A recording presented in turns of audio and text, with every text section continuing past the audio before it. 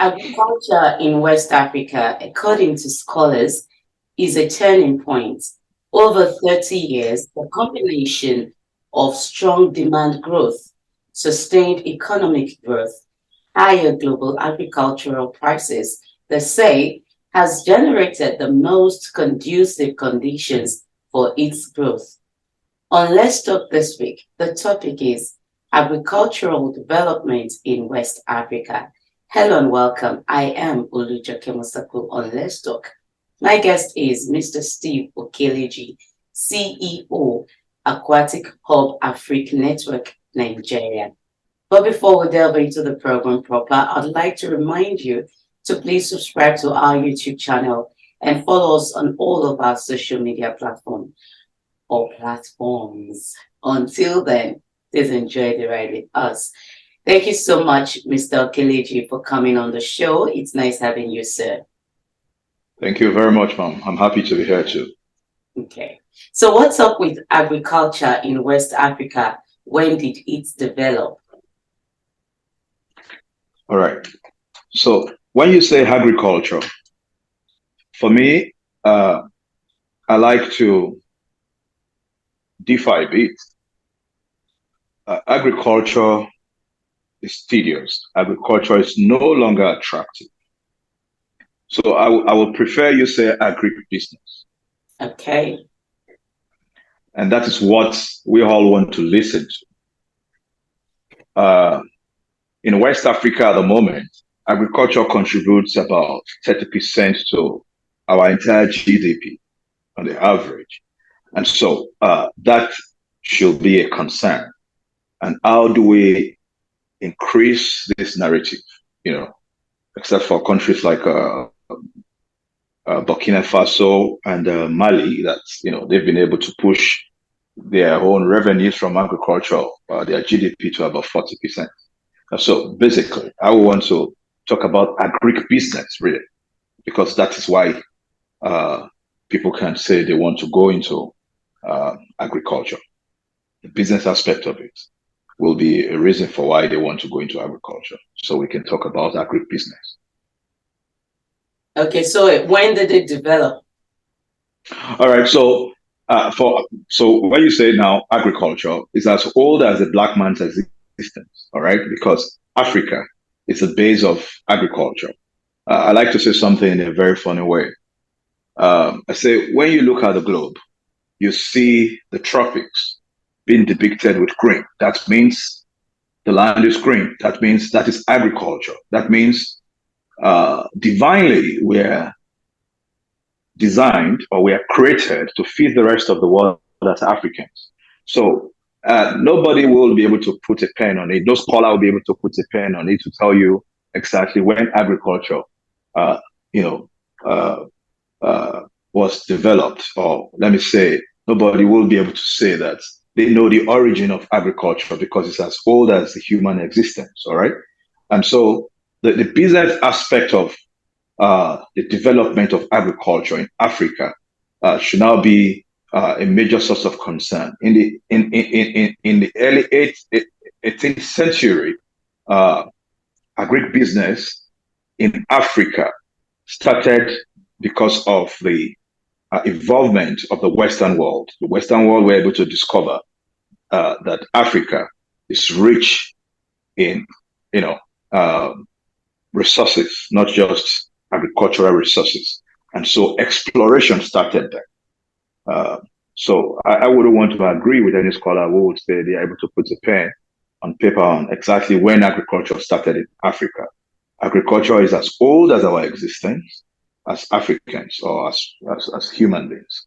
Okay. Now, looking at from the angle you're coming from, which is the business angle, I would also want us to actually look at the challenges facing this agribusiness or agriculture in West Africa, looking at productivity and growth.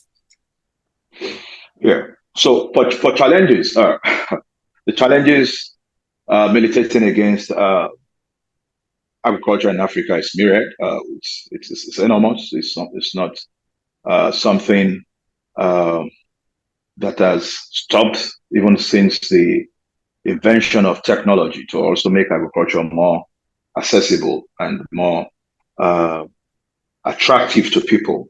And so when you say in terms of productivity, generally in Africa, statistics will still tell you that for crop products, for example, for crops, that we still lose close to about 40% of our products, on the field, due to post-harvest uh, mismanagement or post-harvest uh, our inability to manage our post-harvest products very well or produce very well. So that becomes a major concern. And because that is a problem, and I also see that as also an opportunity for us to be able to make a lot of money and be able to make Africa a go-to center for you to get your finished products. So for me, I'm an advocate of we pushing value addition in Africa. And so for us to be able to stop the issue of or reduce spoilage of our farm produce, we have to embrace technology. We have to embrace adding value to our products. We have to embrace preservation techniques, modern preservation techniques that can also allow us to upscale whatever we do in terms of agriculture in West Africa. Now, is it for anybody? If you would just help us highlight some of the branches or areas of agriculture that people can venture into, and the one that is actually lucrative at the time that this period we are in the world. All right. So let me say quickly that the value chain of agriculture is insatiable. You cannot pick a particular product or a particular crop and say you can unravel all that you can get out of that particular produce or products from the farm. So for me, I want to say that there's no aspect of agriculture that cannot be money spinning. What is missing is knowledge. There's huge knowledge gap. There's lack of capacity in terms of knowledge and technology. And so every aspect of agriculture is quite productive if we are just able to, now we say we don't have to say you want to reinvent your own wheel, you can buy the wheel.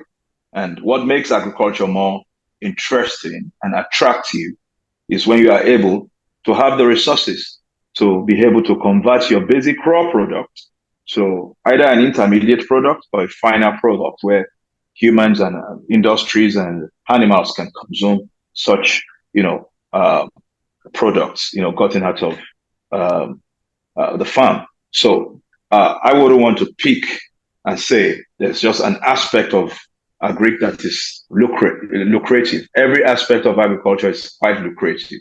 All right. For me, I've been in the space of aquaculture for over 30 years. And I want to say that we are even still crashing the back in Africa. So we have not even got into, we have not started cruising. What we're still able to do is to still be able to put your fish, get it frozen or get it smoked, and not being able to convert it to other intermediate, uses where, for example, pharmaceuticals can use your fish oil in Africa. I'm yet to see any fishing company or aquaculture company who is able to convert their oil to the quantity, the commercial quantity needed by pharmaceuticals or needed by other food companies. So agriculture is insatiable. The value chain of agriculture is insatiable. And there's no aspect of agriculture you go into, you will need technology to be able to unravel and also maximize that potential within that space of the agriculture business you intend or agribusiness you intend to go into. Okay. Now, while you were talking initially, you made mention of the GDP. Now, how important is agricultural development in Africa, in West Africa, even though agriculture accounts for 65% of employment and 35% of gross domestic product? Yet, Yeah. poverty is highest in rural areas, where most of them depend on agriculture for subsistence. All right. So we need to make agriculture more attractive for us to be able to change the narrative around the GDP. In terms of employment, for example, between 60 and 65, agriculture contributes between 60 and 65 percentage to our employment generation in Africa. So I would want to say that for us to change that narrative, we have to educate the people. We have to educate Africans, especially youths, uh, because okay. So when you look at the demographic of the world, you find out that people are aging now, right? So we have younger people coming. So the question is, how many younger people are getting involved with agriculture? We see a lot of distractions today. Uh, Quite a number of these young folks don't even want to go to farm. And you see very young guys coming up to say they are agripreneurs, and they try to make it a bit very attractive, for younger people to subscribe to it. And for us to be able to change this narrative, especially for people in rural areas. And if you go to our farms now, you hardly find people of my age farming. You'll see the very old folks there. But naturally, these old folks will go someday. So the question is, how do we recruit young folks to embrace agriculture, and how do we plan as Africans to feed the next population of Africans in the next few years? Our population in Africa will be well close to 2 billion, and so the question will be, who are the people who will be trained and hand to be able to feed this growing population? So that's my take around your question. Okay. Thank you so much for that. Let's quickly go on this break, and we will be right back.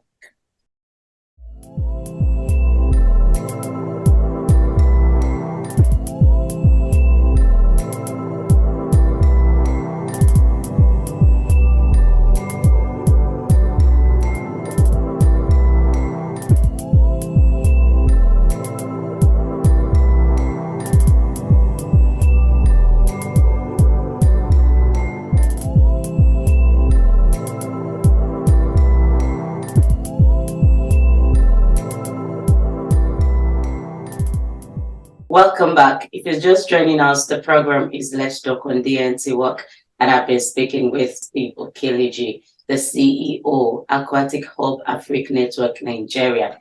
We've been discussing agriculture in West Africa, how it has developed so far, and what's happening around it.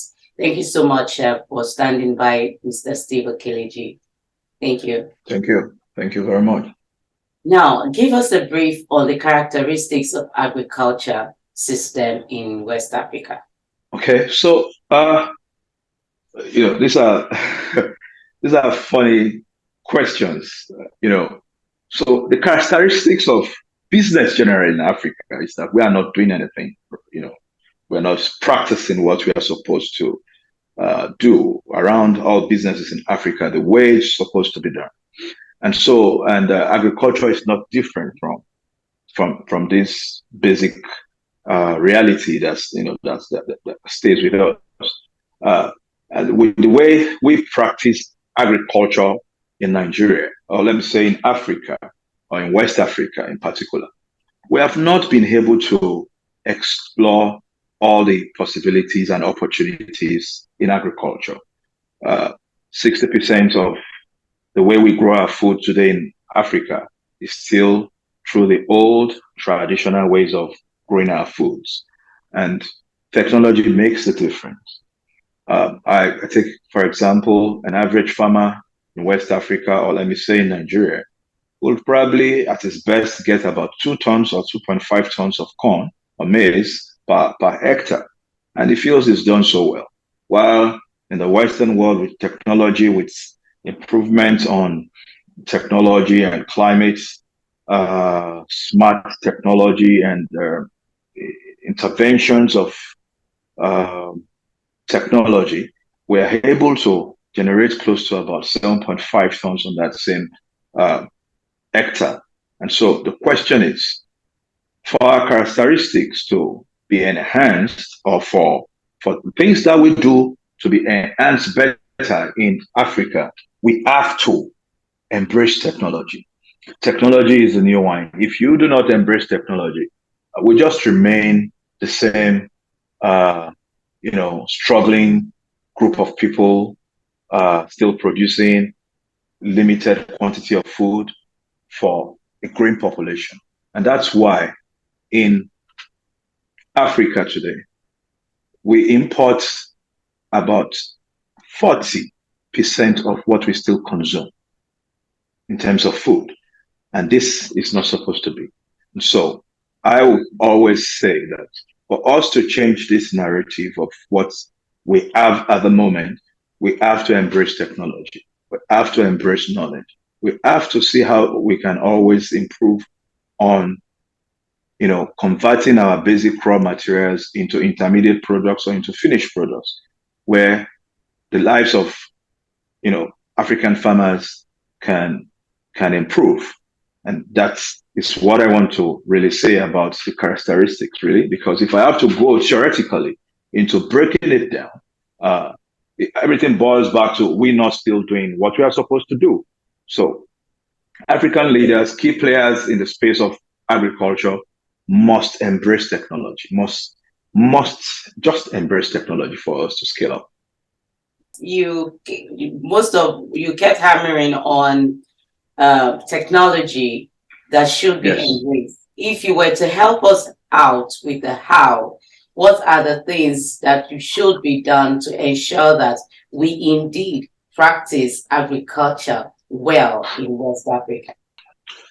Okay, the first thing that should be done is we need to unlearn the old ways we've been doing things. That's the first thing that should be done. Like I said, technology remains the new bride and the new wine.